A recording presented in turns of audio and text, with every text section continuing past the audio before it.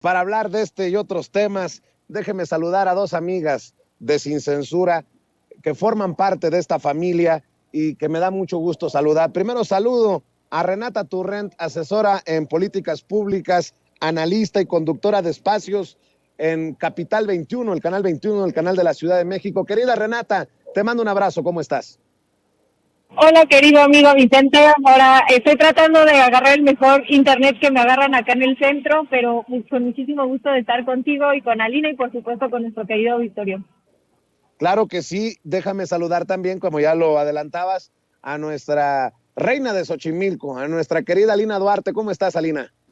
Hola, ¿qué tal, Vicente, Renata, Ceci, Toño, a todo el equipo y a la audiencia de Sin Censura? Bien, ya aquí listas para hablar sin censura. Pues ya que estamos hablando de la marcha del domingo, de los organizadores, déjenme también rescatar lo que hoy dice el presidente Andrés Manuel López Obrador, porque repite, lo confirma, que estos organizadores de la marcha son unos cretinazos, que son hipócritas, que son racistas, que son aspiracionistas. Así lo dijo allá en Mérida, Yucatán. Y ofrezco disculpas para los que no piensen de la misma manera. Además, no tenemos por qué pensar todos de la misma forma. Eso sí es dictadura. Pero yo pienso de que se está llevando a cabo una transformación en México y que hay dos agrupamientos y dos proyectos distintos y contrapuestos en nación. Y veo a mis adversarios con todo respeto. Juárez decía, los reaccionarios también son mexicanos.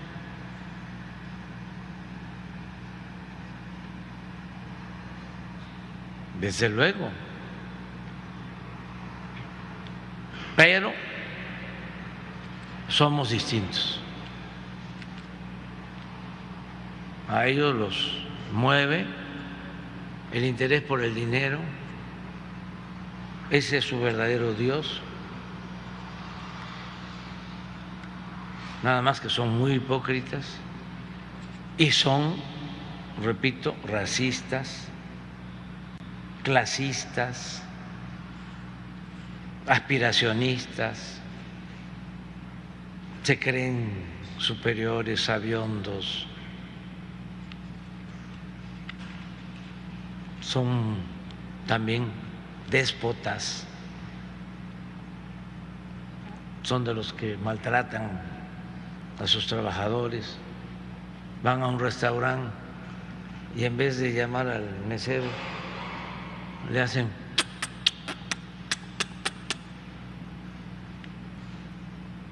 esas cosas, ¿no? Y muchos. Y parece que están empeñados entre esos organizadores de la marcha para disque defender al INE, que es una marcha contra López Obrador el domingo, a confirmar que tiene la razón. Teresa Castel, esta diputada del PAN, escribe en redes sociales, le pregunto a López Obrador, lo que te gritó ayer en pleno vuelo una mexicana por destruir nuestro país, ¿también politiquería o es hipócrita, neoliberal, aspiracionista? No cumples nada, México despertó, renuncia, fíjense lo que dice la diputada del PAN, me da mucha ternura, renuncia y llévate la poca dignidad que te queda, fuera Morena de México. Oiga, diputada, pues suena como Francisco Martín Moreno cuando dijo que si estuviéramos en tiempos de la Inquisición, quemaba a todos los que apoyamos esta transformación en el Zócalo. ¿Cómo que fuera Morena de México? Válgame Dios. Pero bueno, hablemos de estos temas. ¿Cómo ves, mi querida Renata Turrent? Ay, mi querido Vicente, voy a tratar de ser lo más breve para tocar los temas que considero más relevantes sobre esta marcha. A mí me gustaría primero coincidir contigo que claramente no es una marcha a defensa de la democracia, ni siquiera a defensa del INE, sí, probablemente de lo que representa la élite del INE. Esto sí entiendo que la gente que asiste a esa marcha lo quiere defender.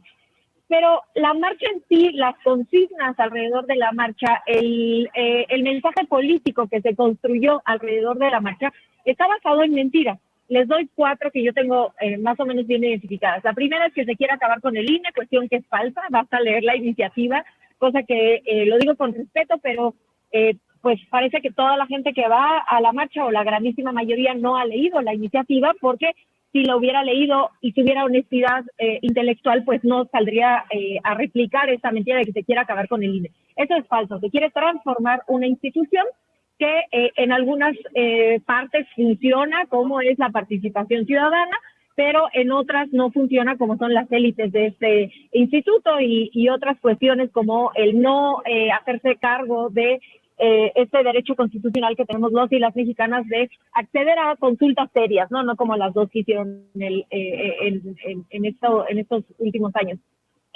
Lo segundo que han dicho es que el presidente va a elegir a los consejeros y a los magistrados para que Morena se pueda quedar en el poder. Esto también es falso y viene en la iniciativa. Los 3 poderes, ejecutivo, legislativo y judicial, mandan una terna y de esa terna los y las mexicanas elegimos. Eso no es cierto que el presidente elige nada. La tercera es que dicen que se acaba con la representación de los legisladores y su contacto con el pueblo. Nada más falso que eso, todo lo contrario. Lo que se propone es acabar con los plurinominales, que sí, que no tienen que hacer campaña, que no le deben su espacio, su curul en las cámaras al pueblo, sino a los partidos políticos, y aquí se trata de revertir esto al poner a todos los diputados y senadores, que dicho sea de paso se reducen, hacer campaña, ¿no? Dentro de esta lista, que además es importante saber qué pasa en otros países. En Argentina hay un modelo similar de listas que probablemente Alina conoce muchísimo mejor que yo, pero que también les recomiendo a Adrián Velázquez, que hace un hilo explicando cómo esto ya existe en otras democracias. Y número 4, que se reduce, esta me parece muy importante tocar esta en específico, porque dicen, he escuchado a varios exconsejeros del INE y gente cercana al INE que dice, si se reduce el presupuesto del INE, desaparece la democracia. Yo a esto hago 2 preguntas que me parecen pues muy alarmantes. La primera es, a mí me gustaría que me explicaran esas personas, porque lo que yo quiero decir con todos estos argumentos es que en realidad no son argumentos, ¿no? Son consignas que han construido y que no se han dado a la tarea de explicar. Entonces, yo me pregunto si otras democracias, ¿cómo es que existen otras democracias en otros países donde se gasta muchísimo menos que en nuestro país? Y la segunda pregunta, y más relevante todavía, es que ¿cómo es que no les parece problemático tener un instituto que lleva décadas, según esto, y hago comillas, construyendo la democracia por ellos mismos, pero que depende única y exclusivamente de que no se les reduzca el presupuesto? ¿Cómo es que queremos un instituto electoral que podría acabar con la democracia si no se le mantiene el presupuesto más oneroso de todo el mundo para un instituto electoral o un órgano electoral? Eso me parece gravísimo, ¿no? Que se sostenga toda una democracia en un país. Por supuesto que no es cierto, entonces, no es cierto que la democracia mexicana se detenga o no en la disminución de un presupuesto.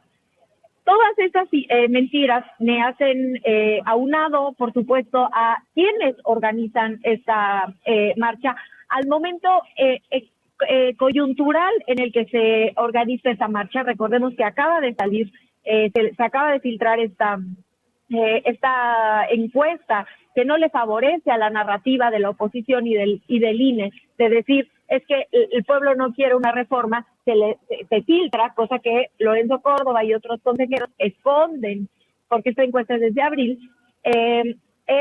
Las mentiras y los organizadores, Claudio, y los impulsores, ¿no? Claudio X González, Calderón, que se robó una elección en 2006, otros personajes que abiertamente muestran que vienen a la marcha, más allá que por cuestiones de defender la democracia, porque tienen un impulso y esta marcha les representa una organización política alrededor de postulados clasistas, racistas, como pudimos ver a la señora ayer en este coloquio, este espacio que hicieron organizativo de la marcha, donde decía esta palabra tan hiriente, tan racista, tan clasista, tan horrenda como es mi sirvienta, y el contenido del mensaje que dice, ¿no? Mi sirvienta no entiende de la reforma, ¿no? Entonces creo que lo que nos dice la falta de contenido político real o serio en cuanto a la defensa del INE, entre comillas, lo que y más todas estas otras variantes de los impulsores, los asistentes, los mensajes políticos que están alrededor, es que en realidad son dos cosas. Es una organización, es una marcha, como tú ya bien decías, en contra de Andrés Manuel López Obrador, que es legítima, pero segundo y más importante, que a mí sí me parece que tenemos que tener cuidado como sociedad y ver la marcha con atención, es una configuración, una organización, esperemos no mayor, de una clase con mucho coraje, mucho resentimiento, muy clasista, muy racista, de ideas de extrema derecha que a mí la verdad sí me dan escalofríos, y que creo que es momento político importante para que todos los ciudadanos demos el debate político, ¿no? Fuera de las descalificaciones, la discriminación, los enfrentamientos en contra de las personas, sino dar el argumento político a favor de un proyecto de nación que nos beneficia a la mayoría y no a esa pequeña élite que dominó el país por prácticamente toda la historia de nuestro país. Querido Vicente, querida Alina y toda nuestra queridísima audiencia. Yo preguntaba hace unos minutos, Alina, no sé si lo lograste escuchar, querida Renata, que si entiende Claudio X González, creo que sí, que está también marchando contra millones de mexicanos. De acuerdo a esta encuesta de ENCOL para el periódico El País, la gran mayoría de los mexicanos está de acuerdo en lo que se propone con esta reforma electoral, e incluso datos reveladores. Cerca de la mitad de los encuestados no confía en el INE. Mi querida Alina, escucho también tus opiniones, tus comentarios. Bueno, en realidad creo que esta marcha lo único que ha logrado hacer es un poco confundir a un sector de la población que efectivamente puede que tenga o no diferencias políticas, ideológicas con el gobierno, pero que claramente se muestra el oportunismo de este sector, muchos de ellos financiados, ¿no?, desde Estados Unidos, y eso no hay que dejarlo fuera de todo este escenario. No se trata de cualquier marcha, se trata de la aglutinación de las fuerzas más reaccionarias del país, que evidentemente ni siquiera tiene como trasfondo el tema del INE, ¿no? Esta es como la coartada para generar también una impresión hacia afuera de México, que hay una indignación generalizada en contra del gobierno, más allá del Instituto Nacional Electoral. No solo es en riesgo la democracia a través de un órgano electoral, sino pareciera que quieren dar esa impresión justamente bajo estas narrativas que se han usado históricamente y sobre todo las últimas 5 décadas por parte del gobierno de Estados Unidos, que es la democracia y la libertad, ¿no?, que son algo que no se puede tocar, que no se puede dudar en un gobierno a ojos de Washington. No así dentro de procesos democráticamente electos que van en contra de los intereses del gobierno estadounidense. Entonces, eso creo que hay que tenerlo muy claro, porque además no es cualquier momento. A mí me preocupa mucho que esté pasando desapercibida una reunión el próximo 18 y 19 de noviembre en la Ciudad de México, en Santa Fe, en un hotel ahí en la parte fifí de Santa Fe, no en la parte popular, en la cual pues todos estos sectores de ultraderecha a nivel continental que han utilizado este tipo de movilizaciones, que han utilizado este tipo de estrategias mediáticas, ¿no?, el llamado lawfare, van a darse cita en la Ciudad de México. Entonces eso es muy peligroso, porque pareciera que es una estrategia donde un fin de semana se ponen a marchar, el otro fin de semana se reúne Donald Trump, Steve Bannon, de todos esos personajes de ultraderecha de los que hemos hablado aquí en el continente, van a estar en la Ciudad de México, y eso a mí me preocupa mucho. Me preocupa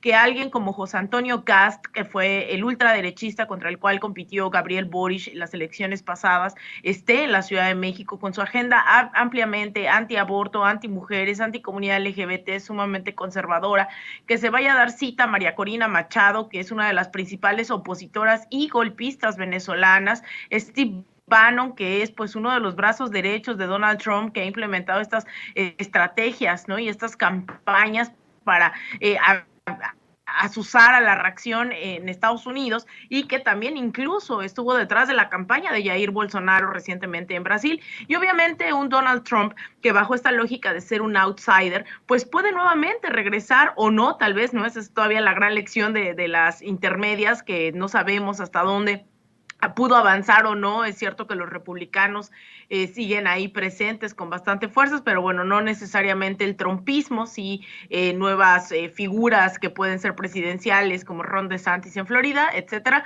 Pero bueno, toda esta gente se va a dar cita en la Ciudad de México y a mí la verdad es que me alerta porque son estas grandes cumbres, ¿no? Que se han hecho en otros momentos para justificar golpes de Estado, que es decir, no hay que entrar en la paranoia, pero es claro que son unas estrategias totalmente regionales que incluso les ha permitido generar una suerte de pasos a seguir para desestabilizar históricamente Estados Unidos. Claro que lo tiene a través de la CIA y demás, ¿no? Como fue en el caso de Libia, en el caso de Bolivia, en el caso de Honduras, etcétera, pero que también se han ido articulando recientemente.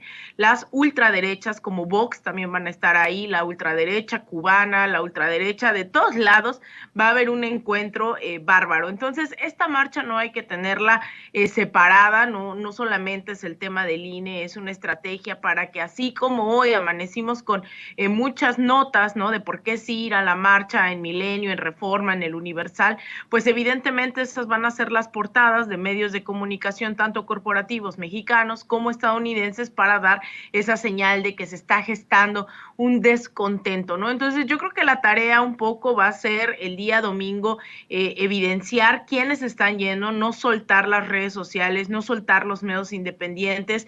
La gente dirá como, bueno, es que para qué darles más espacio. Yo sí creo que hay que evidenciar, hay que ir combatiendo en tiempo real quiénes están organizando, seguir profundizando en que está Unidos Todos, ya no sé cómo se llama ahora el clan de Claudio X González, Unidos Todos creo que es la última, ¿no? Está Mexicanos por la Corrupción, que insisto, es así, tiene financiamiento abiertamente de la USAID, de Estados Unidos. Todo eso hay que estarlo evidenciando para que después no nos sorprenda, ¿no? Que estos medios trataron de dar un paso hacia adelante en confundir también en el escenario internacional, pero que nosotros tengamos claro. Y a mí, Vicente, si me lo preguntan, que nadie me lo ha preguntado, es el hecho de no cederles las calles. Entonces, cuando vemos esto, a mí lo que me deja la experiencia que vi tanto en Bolivia, en el golpe de Estado, como el crecimiento del bolsonarismo recientemente en Brasil, etcétera, etcétera, es que las calles no se tienen que dejar a la derecha, ¿no? Las calles las tiene que recuperar la izquierda, y si la izquierda también no da muestra de ese respaldo, creo que empiezan esas desventajas. Los medios de comunicación internacionales se agarran de ahí, de que no hay un apoyo, ¿no?, al proceso que está en turno. Así que bueno, yo diría que eventualmente habría que también pensar en esa posibilidad. Pues hay que armar la marchita, la protesta contra estos personajes que se van a reunir en este evento en la Ciudad de México, como nos lo estás informando, querida Alina. Algo que ocurrió en la mañanera, que también me llamó la atención y lo pongo sobre la mesa, querida Renata, querida Alina. Lo que dijo el gobernador de Michoacán, el panista Mauricio Vila, reconoce la labor de las Fuerzas Armadas y reconoce que la estabilidad que vive Yucatán es gracias a la participación de las Fuerzas Armadas. Y por cierto, hay que decir que Yucatán está convertido en el estado con la menor incidencia delictiva del país, y dijo: valoramos, reconocemos y agradecemos la presencia del Ejército, la Marina y la Guardia Nacional, que sin duda son un pilar y un baluarte para tener los índices de seguridad con los que contamos aquí en Yucatán. Creo que son declaraciones que van como dardo envenenado a la oposición, que tanto ha hablado de una militarización, una narrativa obviamente torcida, falsa, una militarización encabezada por el presidente Andrés Manuel López Obrador. Bueno, en Guanajuato, en donde también gobierna el PAN y en donde el Congreso de ese estado votó en contra de la extensión de las Fuerzas Armadas en labores de seguridad hasta el 2028, se les está cayendo literalmente el Estado a pedazos con narcobloqueos, con quema de vehículos. Pero bueno, me llama la atención que un panista como este personaje, frente al presidente, reconozca a las Fuerzas Armadas en algo totalmente contrario a lo que ha movido como narrativa su partido, querida Renata. Sí, la verdad es que espero nuestra querida audiencia no me odie, pero yo sí voy a reconocer la honestidad, en este caso nada más, no en otros, pero del gobernador de Querétaro en saber la situación, en ser honesto en la complejidad de la situación de seguridad de nuestro país y que desgraciadamente, dado que llevamos muchísimos años desde la guerra del narco que empezó Felipe Calderón a finales de 2006, en una espiral de violencia del que claramente no podemos salir de la noche a la mañana y que se necesita una estrategia que, si va a funcionar, va a funcionar a largo plazo, que no se puede de la noche a la mañana acabar con una guerra y con toda el crimen organizado que durante todos estos años, gracias a las fallidas estrategias o las colusiones entre el crimen, más bien las colusiones entre el crimen organizado y el gobierno de Felipe Calderón, con el narcotráfico, con estas estrategias con Estados Unidos de permitir la entrada masiva de armamento que logran armar al crimen organizado, militarizar al crimen organizado, y que por lo tanto es imposible para el gobierno de López Obrador y cualquier gobierno sacar a las Fuerzas Armadas de la noche a la mañana o ni siquiera, desgraciadamente, en todo el sexenio de las calles. Entonces, el hecho de que alguien que sí está gobernando, como el gobernador Vila, contrario a los opositores que no están gobernando directamente o que están haciendo show en el Congreso, sí reconocen que sin la ayuda de las Fuerzas Armadas, de la Guardia Nacional, no podría construir un Estado con la seguridad que merecen los y las ciudadanos de Querétaro. Ahora, lo mismo, si bien no lo dijo explícitamente hoy, el gobernador de Yucatán, hoy que el presidente estaba por allá, habló de su modelo de seguridad, que dicho sea de paso, es de los más sólidos de todo el país, porque tienen esto un poco que se replicó en el gobierno de Claudia Sheinbaum aquí en la Ciudad de México, de fortalecer las policías, las mejores prestaciones, de dignificar su trabajo, de limpiar las policías por dentro, etcétera. Sí hay un matiz ahí, por supuesto, diferenciador entre el gobierno de Yucatán y el gobierno de la Ciudad de México en cuanto al uso de las fuerzas policiales para la represión.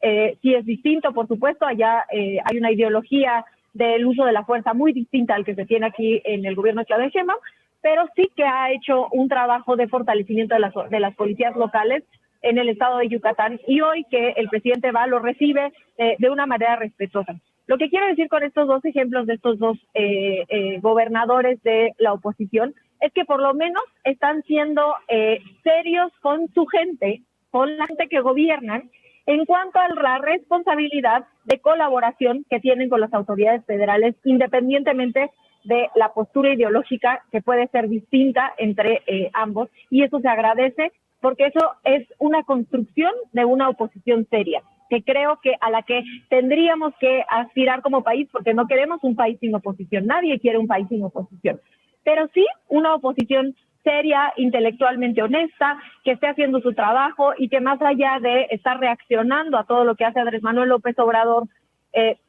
a pesar de que estas reacciones pasen por encima de los ciudadanos y ciudadanas a las que están constitucionalmente responsables de cuidar, pues se agradece que haya, aunque sea uno o dos opositores, que esté ejerciendo su trabajo de manera responsable, dada la grandísima descomposición y el grandísimo declive moral en el que se encuentra la oposición mexicana, mi querido Vicente, mi querida Alina y nuestra queridísima audiencia. ¿Cómo ves tú, querida Alina, desde el interior mismo de la oposición, desde el mismo PAN, pues tumbándoles esa narrativa que, bueno, hemos intentado desmontar muchos ya por algún tiempo, pero bueno, dame tu opinión. Pues mira, yo creo que ese es uno, no dejaré de insistir en que ese es uno de los grandes temas, ¿no? De México del siglo XXI, del 2022 y de lo que resta, ¿no? Tal vez en la próxima década vamos a tener que seguir hablando de seguridad y eso más allá de pensarse solo como una estrategia desde el Ejecutivo, hay mucho que debatir dentro de los planos locales, ¿no? Y eso responde a que México es tan diverso y con unas lógicas políticas, económicas, sociales, tan distintas y también la violencia ha atravesado de formas tan diversas a los estados. Me refiero a que no es lo mismo, ¿no? En Tamaulipas, que en Michoacán, que en la Ciudad de México, etcétera, etcétera. Y yo creo que ahí, de nuevo, si apelamos a un proceso histórico, habremos de ver que lo que nos metieron los que nos metieron en una guerra, ¿no? Civil, mal llamada guerra contra el narcotráfico, hoy están con unas narrativas que ojalá hubiesen tenido esa criticidad y ese pensamiento cuando comenzaron todo esto, cuando dejaron pasar armamento de Estados Unidos hacia México, cuando, etcétera, etcétera. Es decir, hay una lógica en la cual ellos pretenden que nosotras y nosotros olvidemos lo que hicieron y aún así hay esfuerzos que pues sabemos van a ir para largo, ¿no? Esto lamentablemente no va a acabar de la noche a la mañana. Incluso a mí me preocupa que tanto a veces hemos caído en no preguntarle a cada una de las comunidades también qué es lo que está buscando, porque son cosas muy diferentes, ¿no? Yo cuando me dicen es que la Guardia Nacional y demás, o sea, a mí me consta que la Guardia Nacional ha rescatado a muchísima gente, ¿no? Secuestrada en Morelos, en Tamaulipas, tú te acordarás, aquí Vicente en algún momento un amigo fue secuestrado y aquí en Sin Censura empezamos a hacer campaña y fue la Guardia Nacional quien lo rescató en ese momento, un año atrás. Es decir, hay tantas aristas de este debate, lo que sí es claro es que hoy al menos la sociedad está siendo partícipe de esos procesos, está en algunos lados, claro, ¿no? Y lo digo específicamente, por ejemplo, en Xochimilco, hay una misma lógica, ¿no? En la cual protestaron en contra de la implementación de un cuartel de la Guardia Nacional. Sin embargo, en estas participaciones que tengo, ya sean de formación política, coberturas en el país, lo cierto es que también hay gente que está aplaudiendo la Guardia Nacional o están celebrando que se estén tomando medidas en contra del narcotráfico, en contra de la inseguridad que reina en sus regiones. Entonces, ahí yo creo que a veces la oposición también pretende, como los oportunistas que son, pretenden confundir a un sector de la población, cuando en realidad creo que hay muchos debates todavía que podemos seguir dando, que no se han desgastado, pero caer en las simplezas de hablar de la militarización sin tomar en cuenta las condiciones de inseguridad, pues destrozaron el tejido social en muchas comunidades, entregaron al crimen organizado territorios enteros, incluidos el territorio con las familias, ¿no? Hay cuántos desplazados producto de todas estas medidas, y yo creo que por ahí va, el seguir informando, debatiendo y tomar conciencia de hacia dónde podemos avanzar y seguir dialogando. De hecho, también a finales de este mes va a haber la llamada Cumbre por la Paz, que ya es una serie de diálogos que se han venido dando tanto en Estados Unidos como en México. Ahora ya llega a México después de pasar por el Bronx en Nueva York, por Los Ángeles, en California, en San Francisco. Han dado varios diálogos y va a ser interesante escuchar, al menos en Tepoztlán, el último fin de semana de este mes, va a haber un encuentro también con organizaciones tanto de Estados Unidos como de México para hablar de estos temas, y yo creo que eso es lo que hay que seguir escuchando, construyendo la viabilidad de otros proyectos, otras políticas, pero siempre pensando en las comunidades. Sé que te puedes quedar un poquito más, algunos minutos más, Salina. Antes de que se vaya Renata, quiero preguntarles su opinión acerca de esto que podría poner a Ricardo Monreal, algunos piensan, a un paso de la ruptura con Morena, luego de este pleitazo que se ha desatado con Laida Sansores.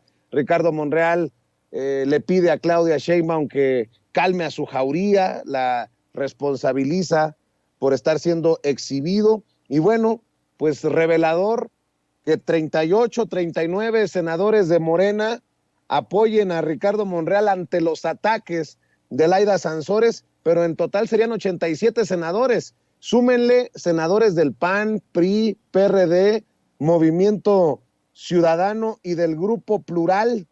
Ayer salió a agradecer Ricardo Monreal y bueno, pues hay que también decirlo, que en su visita a Zacatecas, Adán Augusto López Hernández, el secretario de Gobernación, dijo en su visita al Congreso de Zacatecas que cada uno asuma su responsabilidad por sus actos. Dijo que no va a intervenir porque es un asunto entre particulares, no entre poderes. Respeto a los dos personajes y que cada uno asuma su responsabilidad por sus actos y por sus dichos. Y si después de intentar superar esas diferencias subsisten diferencias de carácter jurídico, démosle la confianza a los tribunales para que éstas se resuelvan, dijo el secretario de Gobernación. Tu opinión, mi querida Renata, de esta situación que acentúa esas divisiones al interior de Morena y del movimiento. Bueno, nada más antes de decir mi opinión en eso, nada más quiero aclarar algo porque ya no quiero que se malentienda mi participación anterior, porque en el chat ya vi que me dijeron, no defiendas a Curi porque hizo lo peor en Querétaro. No lo estoy defendiendo y quiero decir, porque me decían, no es honesto. Yo lo único que quise decir, y por eso dije, no estoy diciendo que sea honesto en otros ámbitos, simplemente tuvo la honestidad intelectual, en este caso de la Guardia Nacional y de las Fuerzas Armadas, de decir, sí se necesita, ¿no? Porque está gobernando, ¿no? Entonces sería muy hipócrita de su parte no hacerlo. Pero no, definitivamente no lo estoy defendiendo ni a él ni al gobernador de Yucatán. Claramente hay una distancia ideológica entre el panismo y López Obrador y, por supuesto, una servidora, pero sí creo que es importante que los gobernadores se hagan cargo de sus palabras en cuanto a la necesidad de las presencias de las Fuerzas Armadas. Nada más para aclararle a la querida audiencia, que no vayan a creer que estamos defendiendo al PAN. Ahora sí, para contestar, creo que a mí me preocupa mucho el tema de las diferencias internas en Morena, porque considero que estamos en un momento político muy importante donde, como yo explicaba en mi primera intervención, la derecha más rancia, más clasista, más racista, más antidemocrática, parece haber encontrado en esta supuesta defensa al INE un pretexto para poderse aglomerar, organizar, más allá de tener que decir nos organizamos solamente porque odiamos a López. Es obvio que en el fondo es eso, pero encontraron un pretexto de la defensa al INE que narrativamente les funciona un poco mejor.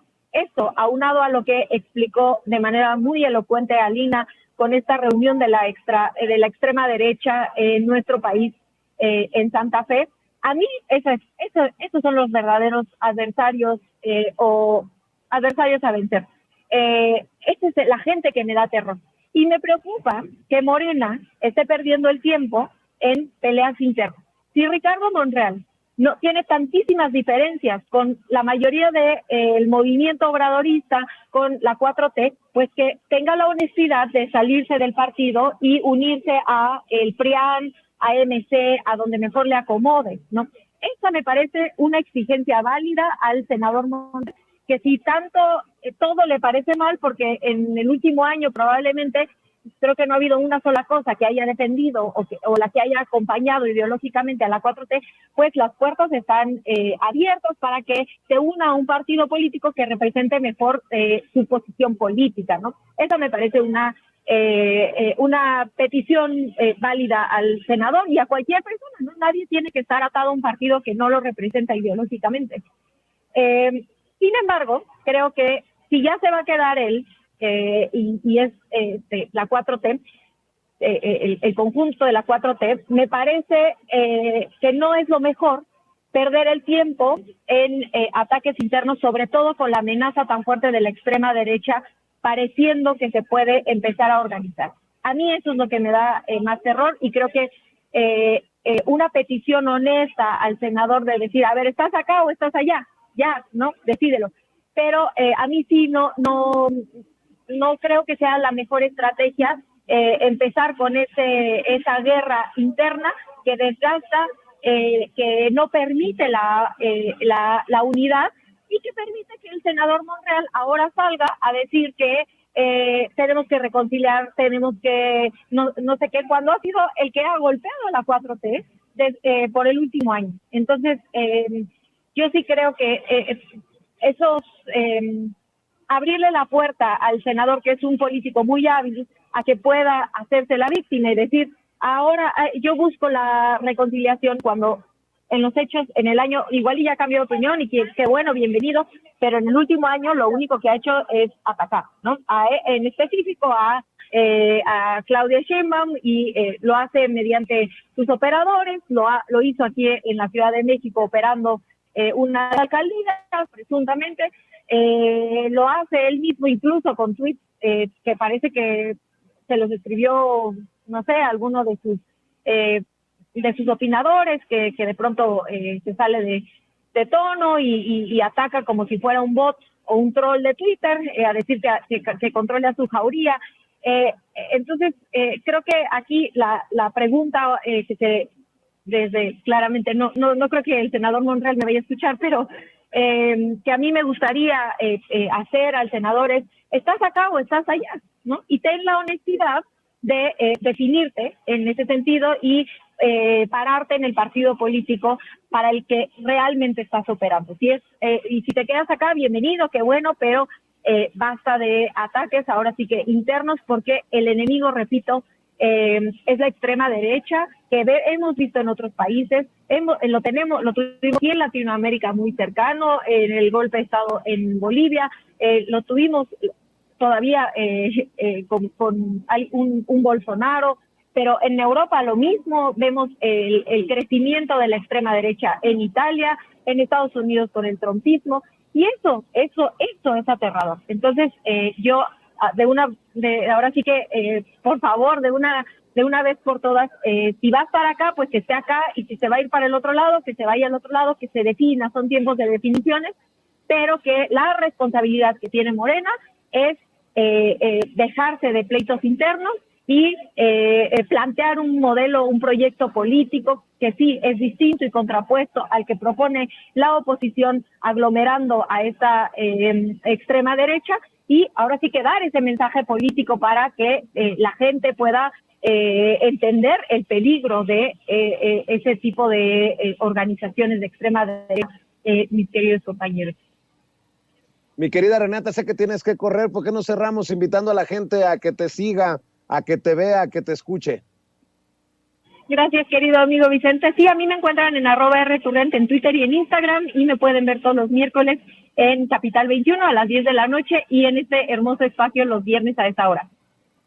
Te mando un abrazo. Gracias, Renata. Saludos a Renatititititita. Muchas gracias. Yo a ti otro grande, a ti, querida Alina, a todo el equipo de producción y por supuesto a la queridísima audiencia. Un abrazo grande. Gracias, es la querida Renata Turrent. Y mi querida Linas, vamos a cerrar con tus opiniones acerca de esto que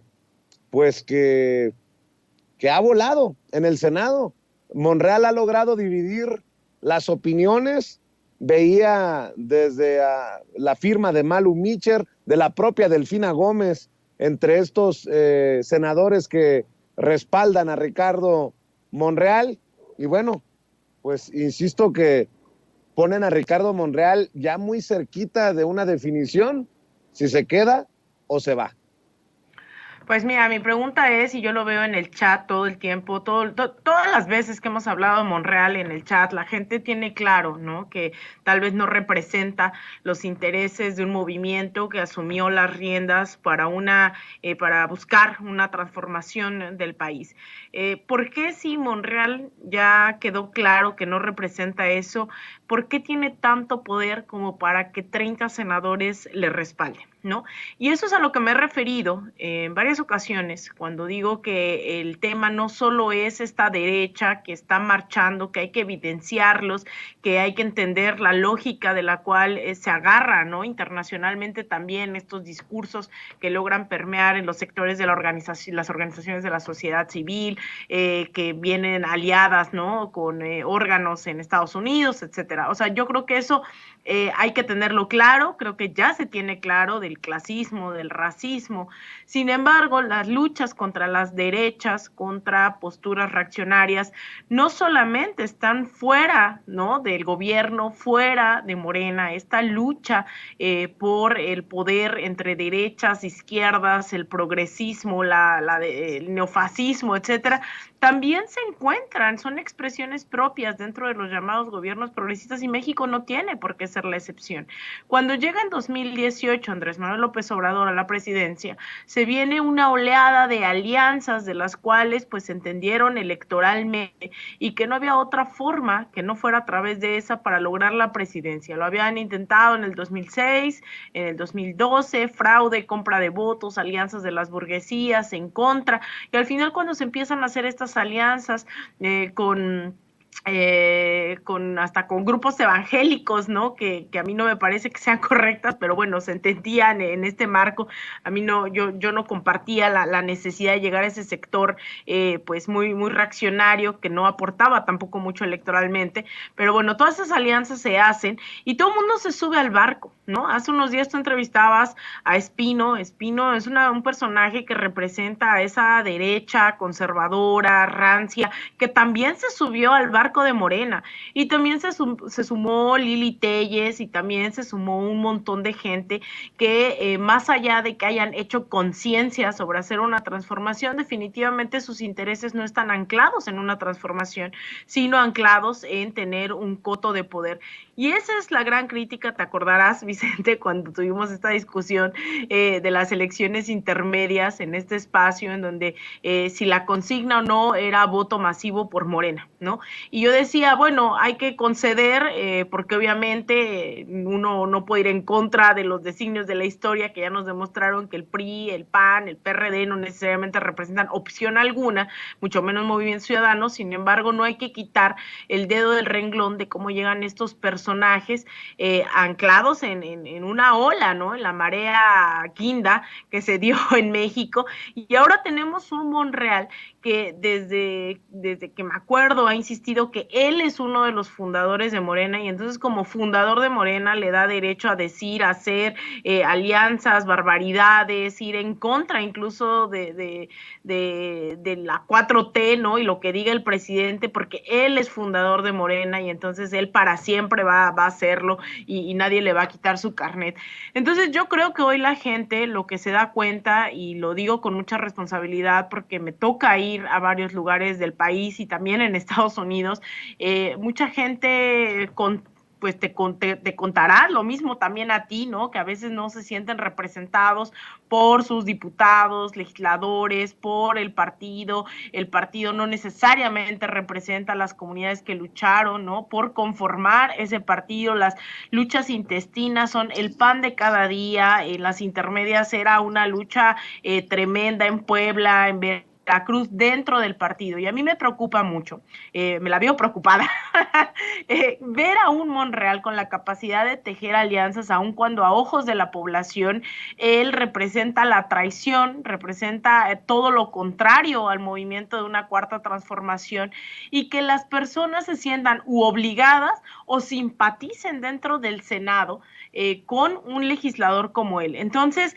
eso habla mucho del momento en el que se encuentra Morena y de cómo no ha transitado de un movimiento electoral a una plataforma partidista consolidada, con alianzas, pero sobre todo cercana a la militancia. Si la militancia se está quejando de un personaje como él, pero otros senadores están respaldándole, algo no está bien, y es que la militancia no está reflejada en los designios de los escaños, no está reflejada en el poder legislativo, etcétera, etcétera, y eso hay que preocuparnos, porque también desde ahí se pueden tomar decisiones que no necesariamente vayan en beneficio de las mayorías y del pueblo mexicano. Así que no solo se trata de Monreal, no solamente se trata de la derecha fuera del partido, se trata de alianzas que se están gestando en contravenia, ¿no?, en contra de los deseos de la población. Y yo digo porque lo que estoy leyendo en el chat, por lo que leo constantemente, de que la gente reconoce eso en Monreal, pero también hay que preocuparnos de quiénes le están respaldando, de que no es cualquier fracción. Si se va a esa fracción, habría que tener marcaje personal con todos estos senadores que le están respaldando. Incluso me sorprende ver a una Nestora Salgado ahí, ¿no? Que también viene de esa parte de los movimientos sociales y que cada vez se va más y más y más lejana al movimiento que incluso luchó no solo por su liberación, sino por pues que le respaldó, ¿no? En esta designación popular como representante.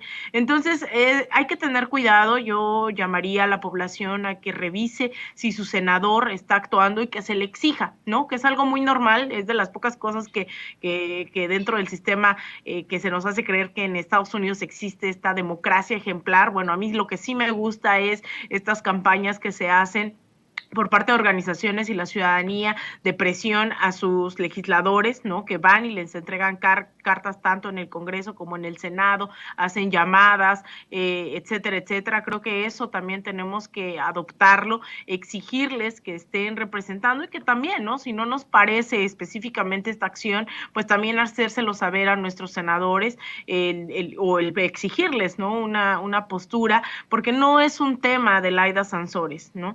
Es un tema de que Monreal está buscando mostrar ese músculo que tiene, a pesar de que la ciudadanía no le respalde, tiene alianzas, pues más allá de si se sienten obligados o no, los senadores están respondiendo a eso, y eso hay que tener ahí un ojo, ¿no? Encima de esto, porque ya tuvimos una Lili Telles y en cualquier momento esto me da la impresión de que podrían ser no solo otro Lilo Telles, sino que podrían ser tal vez un par de decenas de senadores los que estarían en esta situación.